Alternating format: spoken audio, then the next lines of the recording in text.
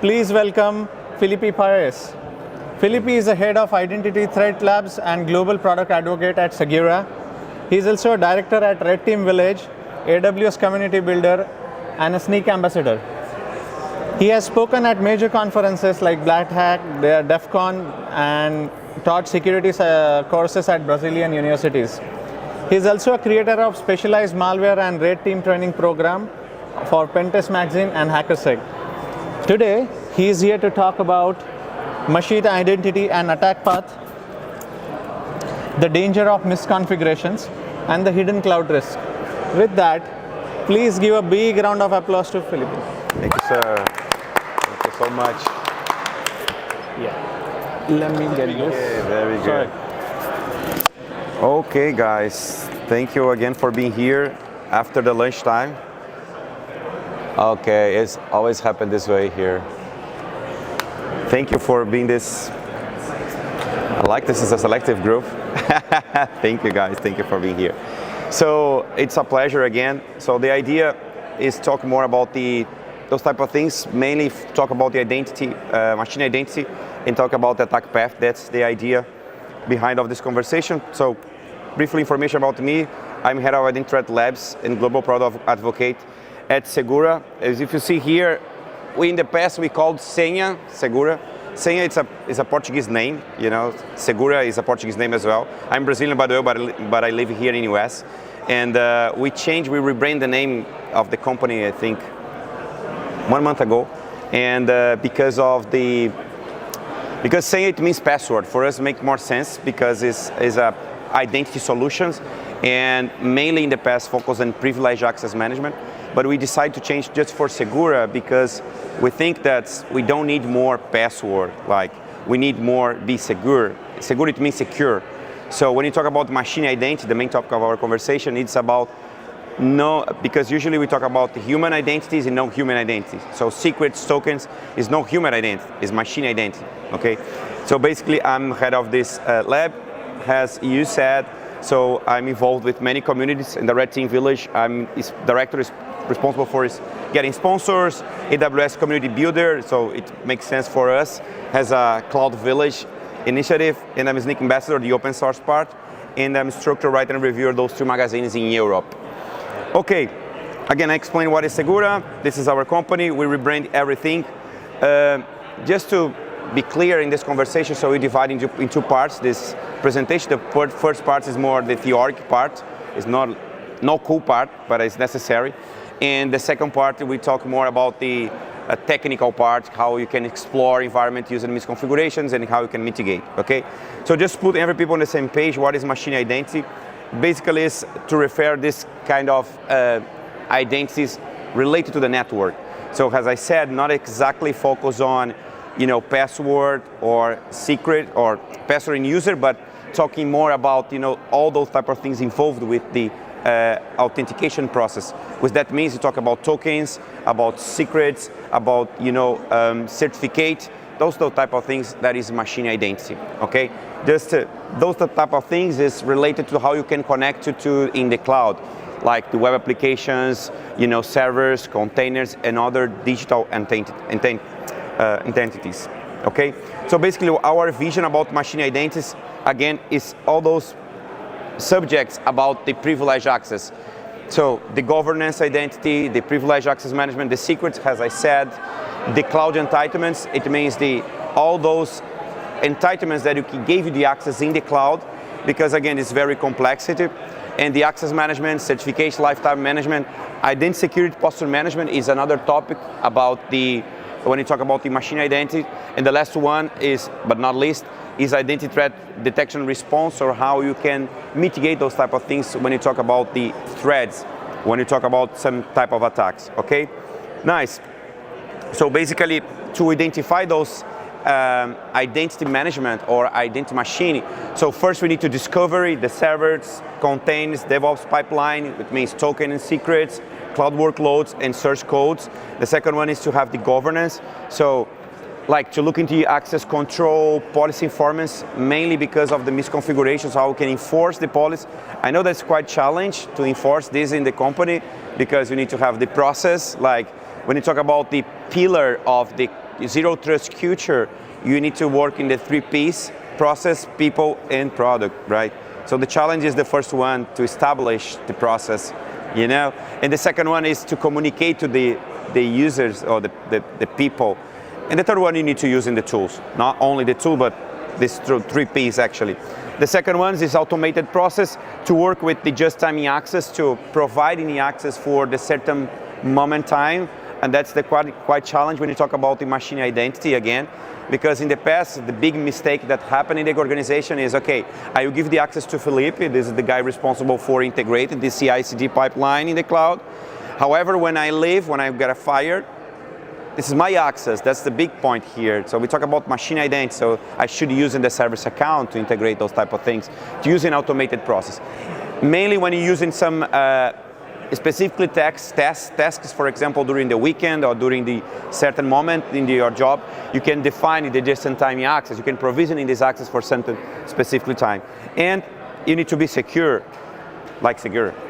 It's like, you know, providing the less privileged concept, looking for the best practices, and so on and so forth. The second one is high-value target. So again, it's coming to the military terminology. It's interesting when I create these presentations, you know, I'm Brazilian again, as I said. I live in Poland, I live in Portugal. Now I live in US. Actually, I'm living in US and in Portugal at not the same time, but like I split my life for, like, I received my Amazon packaging in Portugal. Not me, my wife received. But anyway, and it's for my purpose, I think. She said, but let's say, who knows? When I prepare these presentations, it's interesting because we study everything and we learn that, you know, this terminology, high value target, not talking about technology, it's coming to the military. However, to talk about the military here in US is quite complicated, you know, because here in US, they are very involved with that. But just summarize, the high value target is basically the term used for the person or resource. So it's easier for us to understand this terminology when you talk about the Active Directory, because, you know, for the offensive security perspective, when you get the access in Active Directory, this is the high value target. But in the cloud, it's quite different. That's the big challenge here. So basically, the high value target is the main guy in the organization. If you get the access in this guy, if you have the access from this guy, you can achieve the success, okay? If this guy will be the single point of failure, what is the impact? That you need to think about that, okay? Nice. When you talk about usually the technology, we think that's the C-level board or the board member or the senior executive. These guys can be more important in the organization. However, so looking to the cloud is the people that have an access the high privilege. It means that all people that work with the sensitive and highest stack project. What that means? For example, every developer or cloud team that work with, for example, VS Code, they need to have the domain admin, not domain admin, but administrator access to execute this specific application. Based on that, this user becomes a high value target because they have the admin access. They receive a specifically permission to access cloud resource, and that's the key here about the high value target. The second one is attack vector. It's basically the methodology used by the attacker to compromise a specific system. So how they using techniques is not to be, it's important to not be confused like the attack surface. The attack surface is different. So like this room here, we have many possibilities to go inside. We have 2 different doors to go inside and go outside. You have this kind of mirror here. Maybe we cannot go inside here, but you can break the mirror. Maybe you can go inside. It's this attack surface. The vector is the way that you go inside the entry point environment. So it can be a malware, ransomware, and phishing. But again, I will talk about machine identity and misconfiguration. So when you talk about machine identity and misconfiguration, it's totally related to the human errors, which means the weak credentials, poor encryption, misconfiguration, as I said, and mainly the allowing sensitive data or information via privilege escalation. So basically how you set the wrong permissions in the cloud. This is attack vector. Attack path is the chain, is the graph mode. As you can see, the attacker happen in your organization environment or your lab. It's not dangerous in your lab, but in the dangers here is in your environment. But basically, here is not graphic way, I know, but it's just a WASP, a risk visualization. Just to understand the flow, this flow specifically, one is threat agent, attack vector, security weakness. In this case, if we talk about the misconfiguration, they will bypass the security controls and the attacker in this case, you have a specifically technical impacts and maybe business impacts, depends of the attack that you execute in fact. What is a choke point? One choke point basically is a strategy location that attack path converge. So maybe for the attack perspective, they can go for many ways to achieve the high value target. The choke point is the converge moment on where many attack path converge. That's the key about the choke points. And just an example, here we have 5 users and they have the same AWS group in this example. This is the converge, in this case, moment. Of course, this is it's a small picture, but if you suppose, for example, a big environment, or each user is a part of different AWS groups, or they is a part of different AWS policies, this is the key. So there are other possibilities, other attack paths to go inside of the attack path. Here in this case, it's just the choke point. So if for the security perspective, you think of for the security perspective, where is the place that you should cut the possible attack? Is in the choke point, because here you can stop this possible attack, because it's the converge moment on many attack paths coming together to go to the high value target. Okay, nice. So challenge in the cloud, this is a bullshit part, but anyway, but it's important to mention it. Okay, 90% of the breaches is in the cloud, as you know. So 70% the companies working the minimal here for 2 cloud providers. So here, who knows, with more than 1 cloud providers, everyone works. It's just only 1 or more than 2.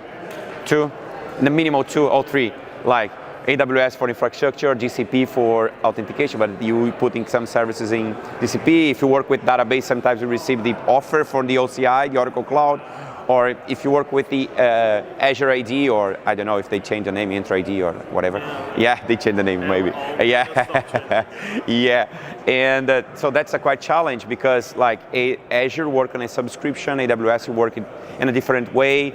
So that's a big challenge. And 33% work with involved with identity. So again, remember in the beginning, identity and machine identity. So that's quite a challenge when you talk about the privileged accounts. And others, many things, there's a lot out to manage. That's the quick problem for us, like the security guys. So more than 8,000 permissions in the cloud, Azure, bunch of thousands in the cloud. So I just mentioned 3 in this case, AWS, Azure, and GCP, just to show you that's a big challenge because of the permissions. You can imagine how many possibilities the attacker have to go inside the environment. Here, quite a challenge. Large attack surface, excessive permissions on identities, lack of visibility. Oh, that's how I can protect my environment if I don't have the visibility. I don't have any observability. That's another point here.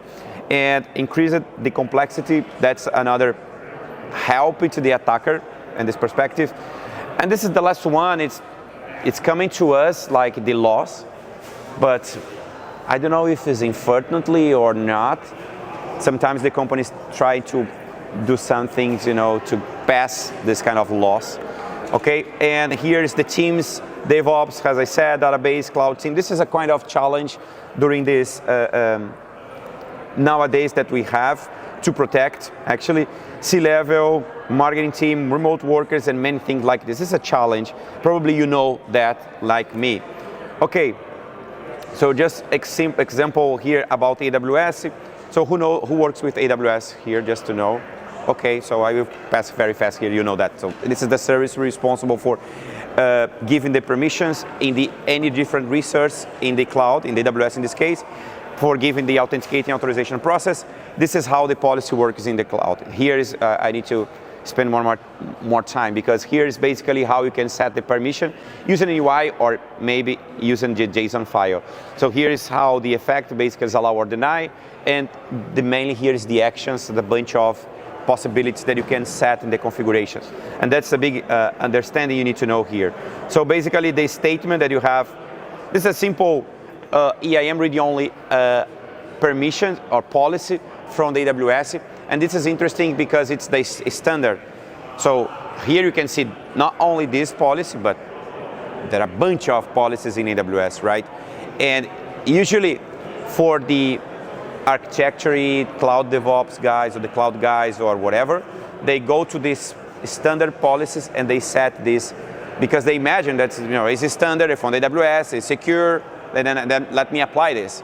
But if you see here, this is a simple example about the allow, the effect, as I said, in the actions, just list and get. I made a question yesterday in the talk that I made, and usually I always the same question. So these policies, is danger or not danger? What do you think about that? That's a good moment to answer. It depends, because in our field it's good to answer this, because it's a good way to answer. Like, it depends. Who knows? Because actually it really depends who received this policy. Because here is the possibility to list every group, every policy. So maybe the guy responsible for security, for do some integrations, or even if you have cloud environment and you need to integrate with some CSP, Cloud Security Posture Management, you need to have this permission, because this permission will allow you to integrate your groups, security groups, with the CSPM solutions, or even the cloud entitlement solutions. So based on that, it's safe. However, so if you set this policy for another guy, or another user, that this guy, they shouldn't have this permission, it allows to list all groups, all policies, and all rules that you have behind of this user. So that's the key here in this case. Because of that, it depends. It's the good answer. Okay, so I thought, okay, how I can get the access inside of the environment. So just to share with you some code, how you can, I created a simple crawler here in the Python script. You can set for, it works actually for GitHub and GitLab, the same case, just using the token here. So how you can find some AWS keys and secrets, GCP API keys, Oracle OCI over there, the tenants and user, and generic API keys, just to do a crawler, for example, on the internet for this third purpose, let's say. Actually is how you can do, or how you can figure out some AWS key and secrets in your environment if you work in GitHub, or if you work, for example, with GCP and others, okay? This is the second part of the code. So you set here the key, the token, and you will perform on this, basically this crawler, to find some AWS keys and secrets. Why I show you here this to you? Because basically it's the way that you can find the AWS secrets and keys to execute itself this attack that I will show you right now. Remember, secrets keys in this case is machine identity. Remember? So the topics that we are talking right now. So basically an exploitation based on permission. So imagine, so I got the AWS keys and secrets. Based on that, I go to the AWS and type there AWS AIM configure. So after that, they will request me what? AWS key and secrets. Copy and paste, that's it. And the second one, and the third one, they will request me the region. I can just use in default, or I can choose whatever region I want.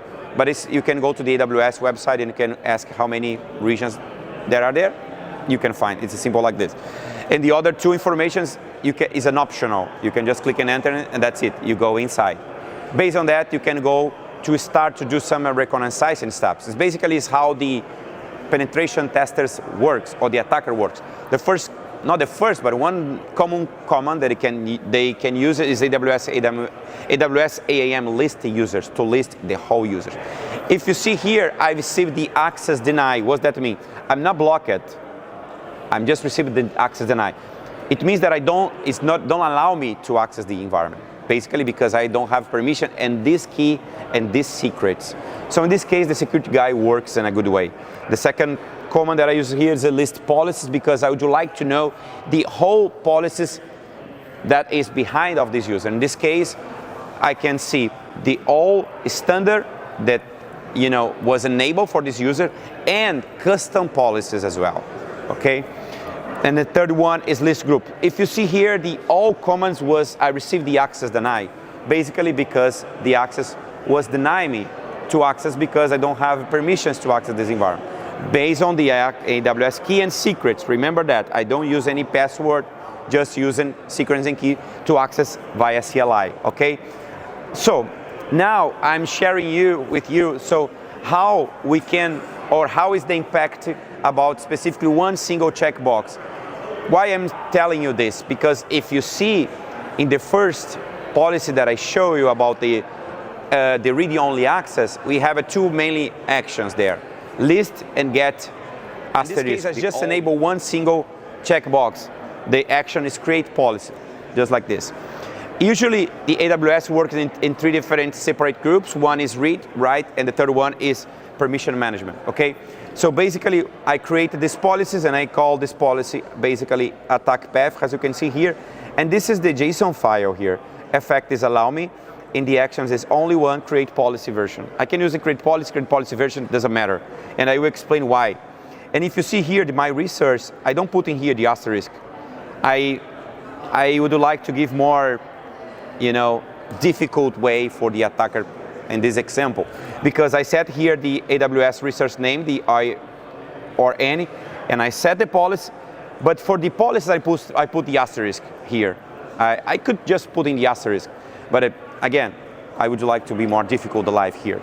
So after that, I go to the AWS website, not AWS, I went to the Google and I asked to Google, not ChatGPT, I asked to Google, simple like this, how I can create a new full policy, a full access in the AWS. And they suggested me this specifically code. I just copy and paste like a newbie, copy and paste, and that's it. And I call the attacker exploitation.json file. And my objective here is to but to elevate my privilege in the IAM service, as you can see here, the asterisk over there in asterisk. However, they suggested me to put in this all organization stuffs. Let's suppose that I'm newbie here. I don't know what is the organization, but I just copy and paste. What that means? When you talk about AWS, you have two different layers to manage it. One is account level, and the second one is the organization level. Basically, the organization is the more highest, and you can have more than one account behind you. So basically, the first policy or the custom policy that I created is based on an account. In this case, I copy and paste here. In this case, it's based on not only account, but based on organization level, is the second level, okay? And after that, I go to the Google and ask again, so how I can set a new policy version using CLI, because I have the CLI access. And they suggest me this command, like this, simple like this. So I just set AWS AAM, create policy version. They request me the AWS resource name, ARN. I set here the policy that I create the name. Filipi, the question is, how do you know the name of the policy? If I have a list policy, I can have all standard and custom policy name there, okay? And after that, I just put in here the policy document. What is the policy document? Is attacker exploitation, .json, the document that I created, okay? And what I told you, what I said, it depends, create policy or create policy version. Because this simple parameter here, set as a default. What I'm telling here, basically I'm telling to the AWS, now this needs to be the new one permission, because I set as a default. It's not a vulnerable, here's not 0 day, okay? It's just how I know how the CLI works and how the policy works and how the action works here. And here you can see the highest privilege escalation, because here I'm working in the account level, just create policy version or create policy, doesn't matter. And now if you go upstairs, not upstairs, but if you go up, you can see about the, I have a problem here, the configuration, but anyway, you can see my level access is go up. Now I working not only I have access to the whole IAM service, but I have the organization level access. Here is the impact. Now I can list the all users in AWS. I can list the all policies. I can list everything I want. Just because I elevate privilege. Based on 0 day, based on an exploitation, based on malware, no, based on misconfiguration, simple like this. I just using the one checkbox set it in the wrong way for the someone, okay? Okay, now I would like to share some tools that can help you to have this visibility. One is Cartography. It's a super nice tool. It's an open source tool that can, do in your environment, do in your lab, doing some tests. Basically, this is the tool you need to have the IAM read-only access to integrate with that, because we need to read the all groups, all user, all policy. This is very nice because you can use this with AWS, Azure, GCP, OCI, and many other things. The only challenge here, but just for someone, for others not, we need to know more about the Cypher queries, because you need to set the right Cypher queries. Like you have here the AWS principal, they call like the main statement. They create a kind of bunch of statements. You need to set the AWS policies. Here is the statement that I will putting everything in a group way, where we'll try to find any create policy, EIM. Like basically here's the queries. When I perform this query, I'm trying to find in my environment how many users I have in my environment with with that action, create policy. Remember, the attack is based on create policy. So based on that, we can find. So now think in your environment. So I have, let's suppose, 100 users or 20 users or 5,000 users. So how many users has this single checkbox? So now you know the impact. So again, so maybe for this 100, 10 users need to have the access. However, the others don't need to have the access. So that's the key here. The other tool is AWSPX. But in this case, it's just to work with the, I just can work with the AWS, not other tools. So I can share here with you something about this specific tool. Let me see here if it's working here in my environment. This is the real-time demo.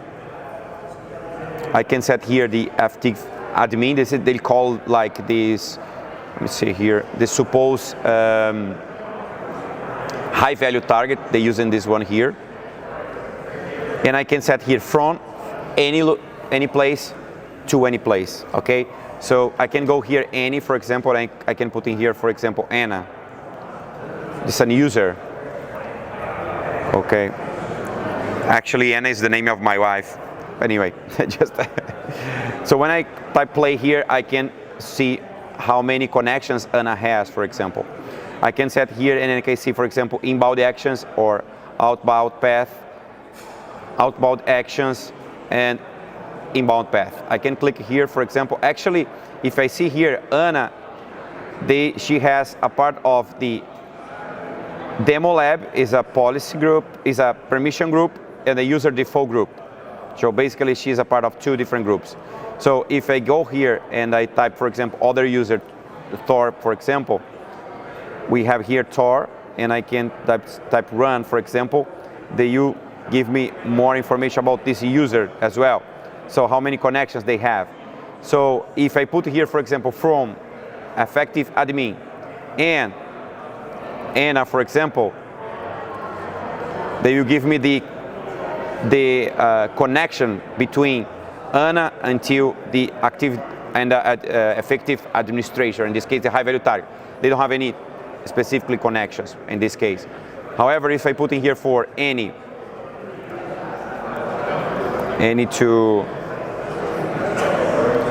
for example, to whatever, to effective admin, I can see how many people goes to effective admin. It means how many people I can see related to this specifically high value target in this case. So I can see the user Tor, business manager, I call CEO, administrator, and CFO, Ted, James, Bill, many other users. So actually, you can see here the part of permission group or permission policy, and here's a part of group policy. So it's two different levels in AWS, okay? But the interesting thing here, for my perspective, when you talk about the impact of the actions, is when you click here, for example, in a CFO level, I can click here with the inbound actions. I just click here and I can see how many inbound actions they have related to this AIM read-only access, remember, that I show you, and the support group here. And he's a part of another group, administrator access. So the question is, why CFO, the money guy, is a part of Thor Lab, support user? Why support user? Just like a support team, And the AIM read-only access, maybe they need to be there because it's a part important to integration with tools and whatever. But the key here, guys, is to click, for example, in this store lab. What does that mean here? If I double click here, I can see how many actions there are a part of these specifically tools. So one of these is very powerful, change password. So imagine if these credentials, the secrets and key was leaked. So if the attacker is connected via CLI with these specifically CFO, so they can change the password. So you can see the impact. Here is the description of this impact. So not only this, but there are a bunch of others. Like, for example, list a group, attach a user policy. This is another very interesting here, attach policy. Why is it interesting here in this case? Because in this case, it's just list attach a user. But if I found here, for example, attach it, or I can update access key, I can, let's see, key here, I found. Attach user policy, or maybe then the last one, the attach, not the attach, but attach user policy. That's the one here I want. So remember, if I type, for example, list policy, I can see how many policies there are. Even if I don't have an access to different policies, I can go to the administrator access, and I know this is a standard policies from the AWS. Based on this one here, I can attach a new user policy just because of this action. This is the impact of this specific action. So remember, I show you about create policy and create policy version, and now I'm telling you about the user policy. This is the action. So based on this only one checkbox, I can attach a new policy. To be what is the danger, you just need to go to the AWS and see how is the impact, okay? So nice. The last one too that I would like to show you, let me close here. Quick question. Yeah. So the tools you mentioned, is it like on GitHub or something? The tool you mentioned, is it on GitHub or any place? Yeah, like you just can go here, for example, let me show you here, AWSPX GitHub. Mm-hmm. You can go in my GitHub if you want. I put in everything there, like Filipi 86 is my GitHub. I fork all projects that to be easier for the community. You can find in the repository. But basically you can type in the GitHub, for example, AWSPX, you can see here, or even, for example, GitHub Cartography. You can type here, you can see the same tool that I show you. The both tools, right? And it's here. It's based on Neo4j database. Both of tools you can use, Cartography and AWSPX. The difference between each one of these tools is one is for focus on the AWS, and the other is focus on AWS, Azure. Like, I really like the Cartography. It's a super nice tool because if you see here the connectors, let me go, no, I don't need to go here. Yeah, I can go here. They support AWS services. If you see here, there are more than not only the IAM service, but other resources in the cloud, like EC2, Bucket S3, and whatever, GCP, G Suite, user and groups, Oracle Cloud, as I said, OCI, and Microsoft Entra ID. So you can integrate with that not only for AAM or identity tools like EAM's information, but you can connect with GitHub, for example, DigitalOcean, or even, for example, tools like LastPass, focus on user. So I really love this kind of tools because imagine you can map in the attack path perspective different ways that attack can go inside or they can explore those environments, okay? So to configure it, it's basically just the token you get from the AWS or Azure. Yeah, usually they require basically to have any users with the AIM read-only access because you need to access this. For each specific research, you need to go to the documentations and to see how this works. But basically, you can work, you need to have the Docker here to run the Neo4j database. This is an open source as well. I have more fast results to work with main graphs, but you can go working both ways. We will see the results in the graph mode, but basically you need to have the Docker, or you can use in your machine the Neo4j, and you integrate with the results. You have the connectors. This connector will be responsible for ingest information or collect information from the AWS and ingest your database, and they will map everything. Of course, you need to know about the Cypher queries. That's the challenge here. But again, you can go to the Neo4j and ask how I can set some Cypher queries, because for both tools, the Cartography and the AWSPX work in the same way. So both of tools have the same idea about the bloodhound, like the attack path ideas. That's the way that it works. Okay, and just to finish, based on that, so my company, Segura, my team, and I was responsible for creating this project called Build With Us. So that's a possibility to work in a different way. Not, maybe you don't know how the Cypher query works, maybe a kind of challenge. So here's the way that you can work without know about Cypher queries. Basically, we have here the tool. It's a free tool. Again, you have the sandbox mode to use if you want here, as I'm showing you here, for example. We don't need to integrate with anything in your environment. You can use if you want. But basically here you can see all informations that I'm telling you about the actions and the impact. And based on that, you can receive kind of recommendations. Let's see if my 5G is working. Because I'm not connecting the Wi-Fi. Sure. Because it's obviously, but anyway, who knows. And basically, we have here some identities to receive recommendations for any actions here, as you can see, user MFA, how you can enable that. And I was responsible for developing the attack path, the same attack that I show you here. For example, here you can see how is the description of the attack, what kind of requirements. So think if you have 5 minutes, how you can fix your environment. You just look into the attack path, you can see how many users you have in your environment, okay? So that's the way that this basically tool works. Again, it's a free tool you can use in your environment. I have here my lab. One of the things that I like in this tool that we are working to improve that is the AI. For example, here, use MFA. You can fix this manually, as you can see here, or you can click here and go to the documentation from the AWS. But you just click here and go in Segura remediations, and they will suggest you the code using GenAI. This is super nice. You can use in here the remediations manually, or you just generate in GenAI. They will recommend you how to fix this to enforce MFA. Basically, they will require those type of things. You just copy and paste here, like this button here, just copy, and you can use in CloudFormation, or even you can use in Terraform. You can use in both. What is the feature of this project, but not depend of me, depend of the community to contribute with that. Okay, Phil, but it's not open source. Yes, it's not open source, but it's community, so it's totally, again, you can work with AWS, Azure, GCP. The future of this project is to click in here, this fucking button. It's not polite again, I don't know. But just click and apply remediations, and they will be integrated with the AWS or Azure, and they will fix this. And if you see here, it's not MFA right here, is in compliant. And there are a visibility, or the way that you can see the different access path. Is this, again, let me go to the other here, is the leave sandbox mode. This is my lab in this case right now. And